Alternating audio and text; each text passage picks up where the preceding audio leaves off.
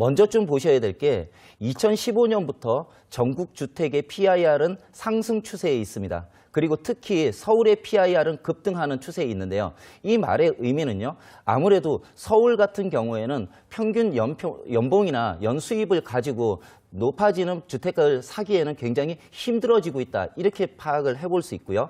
그 내용들을 나타내는 통계로서 전국 주택 PIR 추이라는 부분들이 통계로 나와 있는데요. 그 내용들을 좀 보시면요. 갈색이 주택 중위주택 가격을 의미하고요.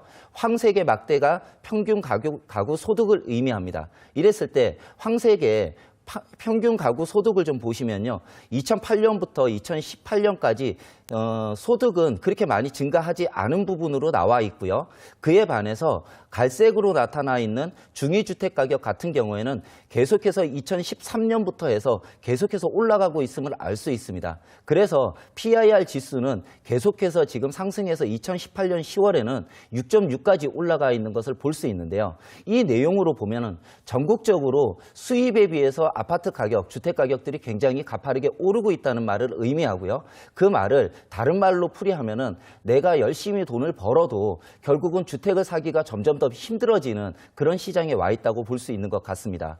그리고 그 옆에 나와 있는 표가요.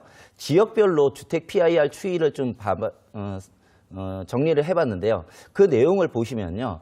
일단 가장 이제 녹색으로 되어 있는 서울 지역 같은 경우에는 PIR 추이가 굉장히 많이 올라가고 있습니다.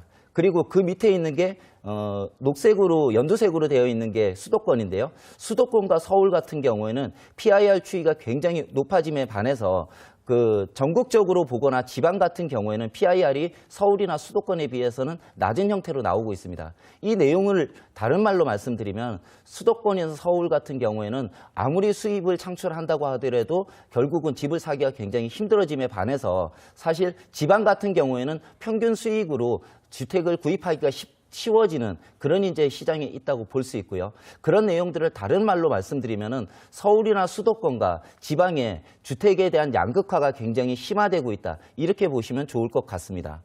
그리고요. 그 다음에 좀 보셔야 될 게 그러면 지역별로 주택 유형별로 봤을 때 PIR 수준의 비교를 좀 나타내 봤는데요. 그걸 보시면은 먼저 강남 11개구 아파트 가격의 PIR 지수는 굉장히 많이 높아지고 있습니다.